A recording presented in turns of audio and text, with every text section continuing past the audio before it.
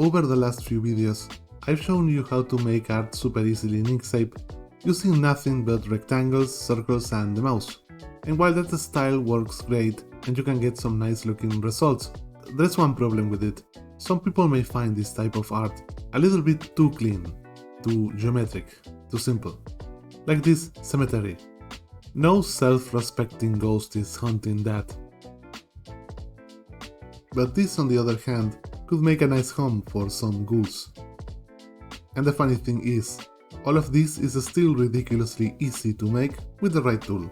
In this video, I'll show you how to use the pencil tool to take simple geometric vector art and elevate it into something far more organic, atmospheric, and alive with just a few simple and easy techniques.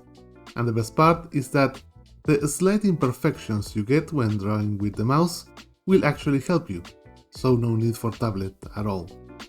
Let's start with one of the easiest and most useful tricks, foliage.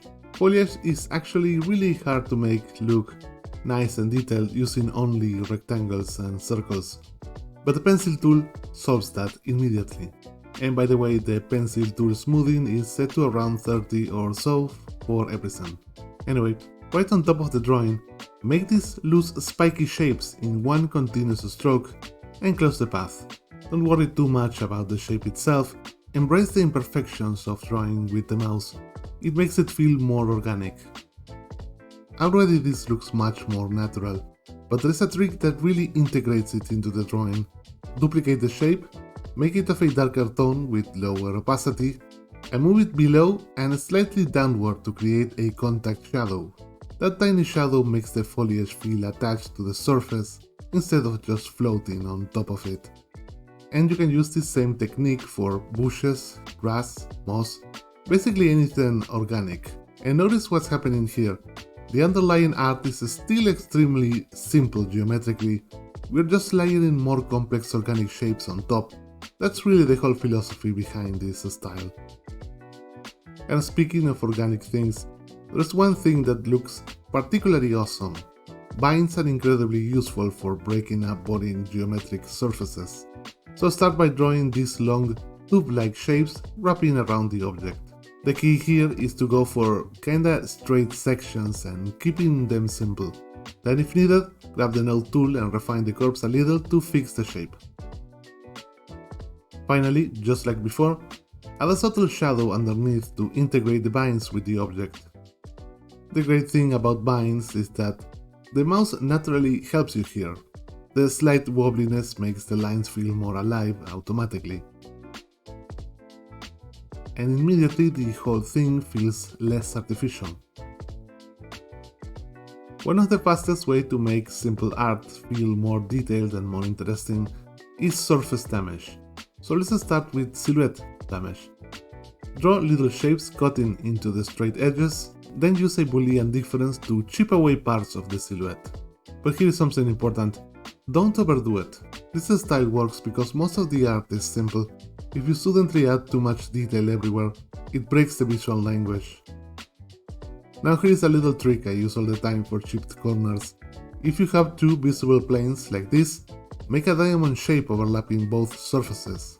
Then sample the colors from both sides and create a middle tone between them. Instantly it looks like an actual chipped corner.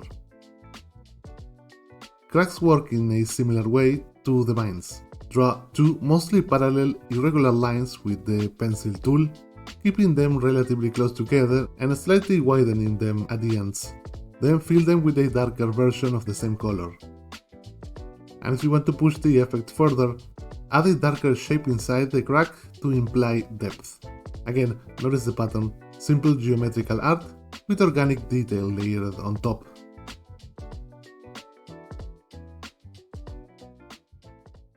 But as night falls, the cemetery begins to awaken.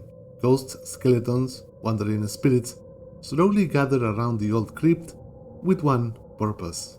Learning Inkscape and vector illustration, of course, which is why they are all watching my 13 courses bundle.